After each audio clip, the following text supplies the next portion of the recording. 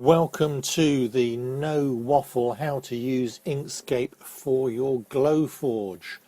What I'm going to do in the next few minutes is show you how to make this box. We'll use the box definer, do some node editing, add some text, blah, blah, blah. Okay, so on the way I am going to show you as many quick tips as I possibly can. Let's just park that out the way and let's go. First of all, let's just set up your preferences. Go to Edit and Preferences. There are two things you need to set. Under Tools, you need to make sure you have set Geometric Bounding Box. What this does is ensures that these measurements that you see up here for all your objects are actual sizes and don't take into account the stroke width, which can be really confusing. The other thing you should do if you're a European is set your grid units to millimeters. If you're an American and still work in freedom units, I'll leave it up to you. However, all our wood in Europe comes in millimeters, millimeter sizes, millimeter thicknesses. Those really are the only two critical changes that you need to make to your preferences out of the box.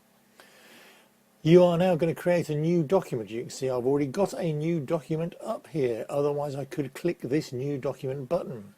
As soon as I've done that, I want to go to document properties. I want to set the size and width so that it exactly matches the wood that I am cutting. If you're using proof grade, that's 20 by 12 inches. Which is from memory, that must be 500 by 300 millimeters. As it happens, I use A3 sheets a lot because that's how it's easiest to buy, which for me is 420 by 297 millimeters. You'll notice, by the way, I've got it set to millimeters here and I've got it set to millimeters there. Again, if you want to be in inches, just flip that over to whatever you want. Now, the crucial thing about this drawing area is anything you draw in this top left-hand corner will cut on the top left-hand corner of your sheet. You should be using a jig. Your piece of material to cut should be wedged up against the jig so that you get quite consistent cuts in exactly the same places every time. This isn't the place to tell you how to do a jig. This has been discussed on the forums loads of times already. Okay, I have done the things I need to do to make sure that I get a good start up every time. Let me just very quickly talk you through creating some shapes. I'm sure you already know how to do this, but click on square to create a square. See this? Drag that down, it makes a curvy square. See this? Drag it that way, you get an asymmetrical curvy square. Drag them all the way back up and you get a square square. For circles, you can have a straight circle or you can set it to this one, and let's say 180 degrees, and I get an instant half circle. Ditto with that one, but you'll notice that there's no joining bar. See, joining bar, no joining bar. If I want to set dimensions for an object, I can go straight up to the top here and I can type them in. Let's say I want it by 150 by 100 millimeters. Done. Easy peasy. You'll notice here that the X and Y changes according to the position on the document. Not very often I use that. Don't really need it. If I position this rectangle right up in the top left, I know it will print on the top left of my sheet. Now let's say I want the circle to be exactly the same dimensions, so it's going to be 150, but it's only half the height, so that's 75 millimeters. I've now can drag this, plonk it on there. Ta-da! If I want to resize it manually, I can grab any of the arms. Notice that the width here is adjusting accordingly. I can drag the corners. If I control and drag, it will maintain the proportions. And lastly, if I double click, I get the rotation, and if I hold down control and rotate, move the mouse, it will rotate in increments of 15 degrees. Just a couple of other things while I'm here. Let's just do a group. Pick two items, hit Control G. That groups the two items together so they now move around in sync.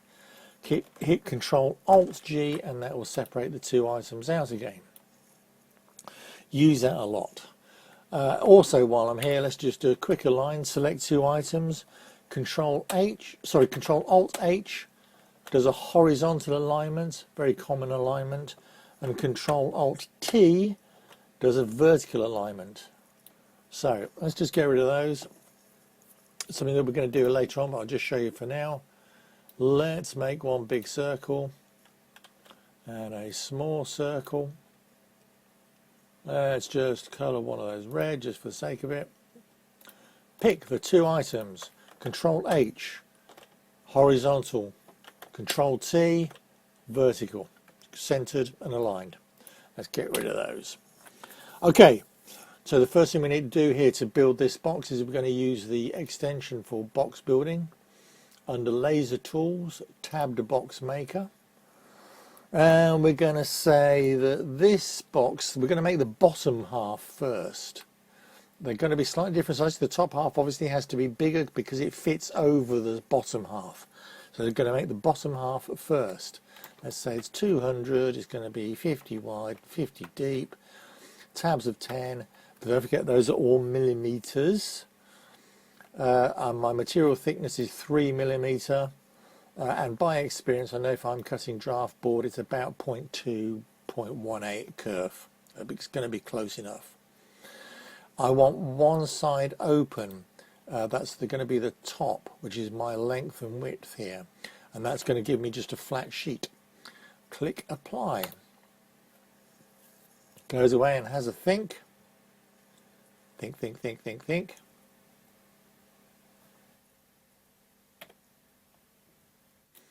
And you can see it has drawn my box. What I'm going to do is I'm going to select everything and just add a nice big fat stroke on it for a minute, just so it's really clear what's what. Okay, so those are all the elements that will go together to make up the base of this thing. I don't need this. Ah, wait a minute. What's going on here? That's not a complete item. No, it's a series of separate lines. I'll show you how to deal with that in a moment. Let's take all of that, get rid of that. You'll notice that I've drifted off screen. If I press F5, it will always zoom and center the whole drawing area. You'll notice right in the box, this end and this end are identical. Let's get rid of one of them. This side and this side are also identical. Let's get rid of one of them. Okay, I talked about 5 will zoom to the box, 4 will zoom to all of the drawing, all of the items within the drawing. 3 will zoom to whatever I've selected. So 5 the whole drawing, the drawing page, 4 to all of the items in the drawing, 3 to your selected objects. Let's go back to the whole page. Okay, so I just said these are separate lines. I want to join them all together to make one line, to make one object. So I select all of them, go to Path, and I select Combine, or I can use Control K. That is now one object. Okay, I can use Path, Break Apart, or Shift Control K, back to separate items again. Why do I want to do that? Because otherwise I'm going to, sooner or later, I'm going to do that. Control Z is undo, of course. Control Y is redo. Let's go back, group them all together, Control K. Going to do the same with the base of the box and the same with the end of the box. Okay, if you look at the picture here, you'll see that I've eliminated most of the tabs on here just to make it look nicer, and I've joined these tabs together. Again, that's just a sort of cosmetic thing. I think it makes for more interesting and better pleasing items. So how do we do that? We're going to use the node editor. Okay, so this is the node editor button. Click that. Oh, look, I've got points everywhere, bits join up. Okay, so what do I want 2 tabs sticking out on the side. 1, 2, and I want to get rid of all of these tabs. So use the cursor, select them all, hit delete. Whoa, wait a minute, they've all got the curvy things. That's okay. Grab all of the curvy ones, come up here, and you'll see this one makes selected segments into straight lines. Ta-da! Okay, I've got to do the inverse of that here now, of course, because that's got to do with that. So select all those, delete them, select all the lines, hit the line, turn them into straight lines, bang, done. Oh, wait a minute, got to do the other side as well. Select them all, get rid of them, select all these, turn them into straight lines. Okay, that's it. I've got a 2-tabbed side and a 2-tabbed top. Let's just talk about this editor for. Let's just talk about this editor for a moment. The node editor. Let's draw a rectangle, and I'm just going to stick some curvy sides on it for a moment. Now, if I select the node editor at the moment, it's still just going to give me the options for rectangles. So I can still adjust these, but I can't do anything more sophisticated than that. I need to convert the object to a path, Shift Control C. Once I've done that, I've now got a bunch of nodes. I can now move those nodes around. What happens if I want to change the curve? I use these parts of the handles. Okay, so you can see that's stretching the curve up and down. Okay, and I do the same thing here, in and out. I can also free it and I can drag it up and down. I find these hard to use, but that is basically how you shape curves. There is one quick way. You can click in the midpoint and just drag that around as well. Okay, let's get rid of that again. Right, that's it. That's the base of the box. All I need to do now is put the sides back in again. Select that one, hit Control D for duplicate. I'm going to use the keyboard now to move it. Shift and arrow moves in units of 10, single arrow moves in units of 1.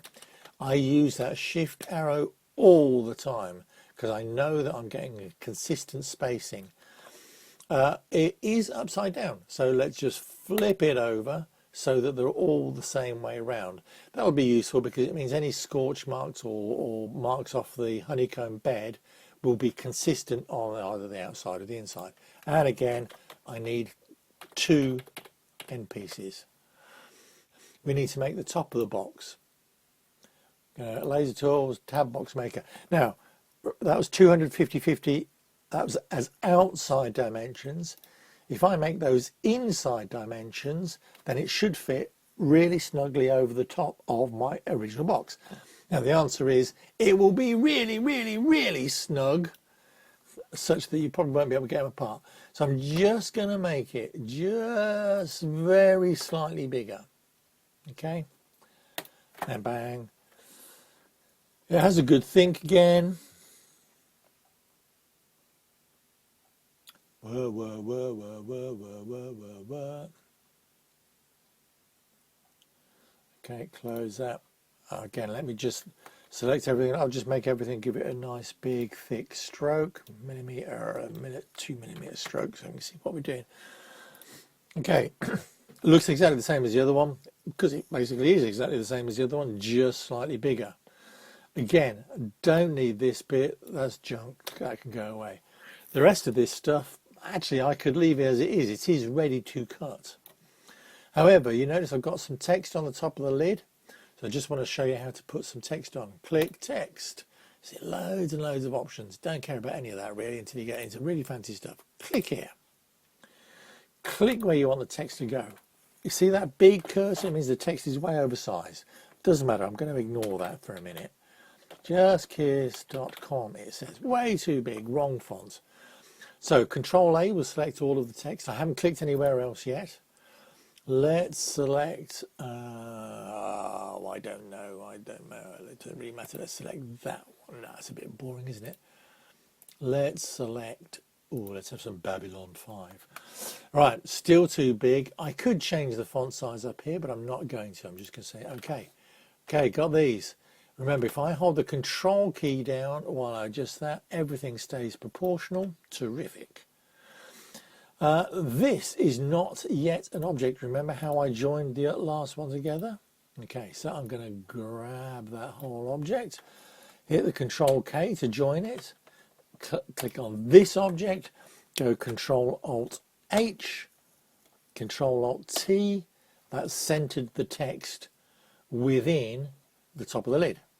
Now at this point, this is still text. And if I dropped it into the Glowforge UI, it would say, it's text, I don't know how to print it. That's fine. At the moment, it's great because I can still make changes to it. All right. But it's not going to engrave, it's not going to cut, it's not going to score. At some point, I have to commit to turning it into an object. And so I do that like this. Select the text, go to Path, Object to Path. You can't tell the difference. But I'm going to click the X to get rid of the fill. And I'm going to click Shift and blue to set the outline. The reason why I've coloured it a different colour is because I want it to score, and so I need two different colours when I actually call it back into the Glowforge UI. That's it. We're done. That's how you make a box. That's pretty much all of the functions that you need. In a moment, I'm going to run through the shortcuts one more time. Okay, just going to quickly do the shortcuts one more time. Let's just draw a couple of objects. Let's have a grey and a round, and I'm just going to do click to make that a different colour, just so you see what we're doing. Okay, so the commonly used ones that I use, you may have your own preferences. Control A selects everything. Control A select everything. Control Alt H does a horizontal center align. Control Z undoes it. Control Alt T does a vertical align. Control Alt Z to undo. Select just one of them. Control D does a duplicate. Shift and arrow keys move in whole centimeters. Arrow keys on their own only move in millimeters. The delete key deletes. Select two objects. Control G groups them together. Control Alt G ungroups them. Use those all the time. Select an object. The square brackets do rotate in 15 degrees. Or Control square bracket does in 90s. Alt square bracket does 1 degrees. What else do I do? Clones Alt D is a clone. That means if I change the original, the clone also changes. Right, which is tricky sometimes to keep a hold of, but flipping useful when you need it. Let's delete that again. You can also do some quick selecting of tools. For example, let's say we're in text. S automatically takes you to the select tool. M takes you to the measure tool, which is where you do that. Lets you know how big a thing is. R takes you to the rectangle tool. If you've got, let's just put that at an angle. If you've got an object selected, H will flip it, V will flip it vertically. I don't know if you can tell the difference between those, but anyway. 5 will zoom to the size of the drawing document. 4 will zoom to all of the objects in the document. 3 will zoom to whatever you currently have selected. If you have 2 objects selected, 3 will zoom to all of the objects selected. 5 zooms out to the whole thing.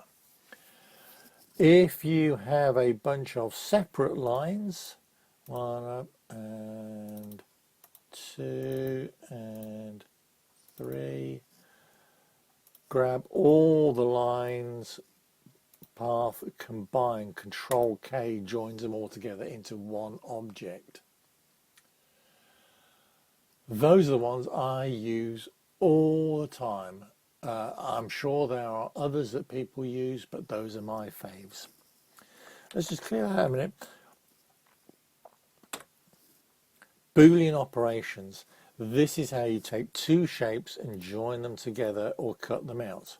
Let's draw two shapes again. Again, I'm going to make one a different color.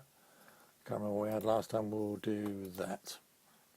Okay, so let's say I want to take these two shapes and I want to make them one shape. I select them both, go Control plus. See, it's become one shape. You can tell that because the color of the second item has changed. Control Z to undo. What happens if I want to cut that out of the other? Simple, select them both, Control minus, cuts it out. But wait, what happens if I wanted to cut the rectangle out of the square? The cut always cuts the highest item from the lowest item. So you can see here that the way the fill works, this is below the circle. So bring it to the front, press home, or to send it to the back, press end. So let's home it to the front, select them both, do the Control minus. Now I've cut the rectangle out of the circle. Do these operations all the time. Let me just show you a couple of quick things that are absolutely bog standard. I've got a rectangle. I need to put some tabs in it. I draw another rectangle. Just make sure it's completely square. Again, just for clarity, I'm going to change its color. Now, let's say I'm working on MDF. It's 3 millimeters thick. So I'll make it, let's say it's going to be a 10-minute long tab. It's going to be 3 millimeters high, right? I want to cut it out of this rectangle. If I grab it here and just kind of drop it onto the corner, see that it's doing corner to corner?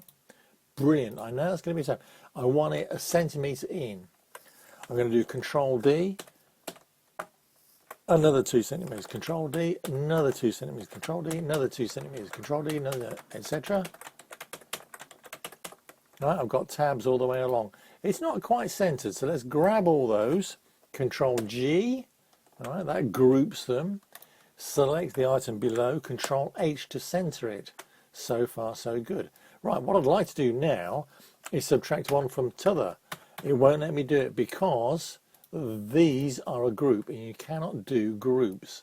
So I'm going to undo it. Control Alt G. Sorry, Control Shift G. All right, select them all. Do it again. Control minus to remove it. Wait a minute, that wasn't what I was expecting. No, because the minus only subtracts the items one at a time. However, I can select them all, do the path, combine, select the rectangle below as well, do the Control minus, voila, instant tabs. But wait a minute, I've now, well, what about the thing I'm going to tab into? Let's just bring it back, grab all those, duplicate it, push them up for a minute. Okay, so I've got a tabbed item, but I want to put these tabs now onto another rectangle which is going to join up. Let's draw another rectangle. Let's grab that, Control H to get them aligned. Sorry, I missed that one. Control H to get them aligned. Okay, sorry, I'll get this in the right order in a minute. Grab that, drag it down onto the corner. Okay, so that means I know that these are butted up against the edge here. Let's grab them both, move it back out a bit. But I need to center them, so Control H to center them. Okay, but they're still separate. Let's grab them both, Control plus joins them together. Okay, now I've got two objects with tabs that line up, ready to cut. There you go, instant Boolean operation. The other one that I do an awful lot of is two circles. Let's go one circle and another circle. I'm going to make that circle a different color again so we can see. Okay, so first of all, they're not centered. So let's center them both, grab them both, Control H, Control T to center them. I want to subtract this circle from the outer circle. So select them both, Control minus, done. See, that's now got a hole in it. You can see it's got a hole in it. There we are. Instant wheel, hinge, whatever else you need to do. And that's Boolean operations. And that's it. With all of that information, you are good to go. Thank you for watching. Sorry, it was longer than 10 minutes, but it's still less than 20, so we're on a winner. Thank you and good night. Bye.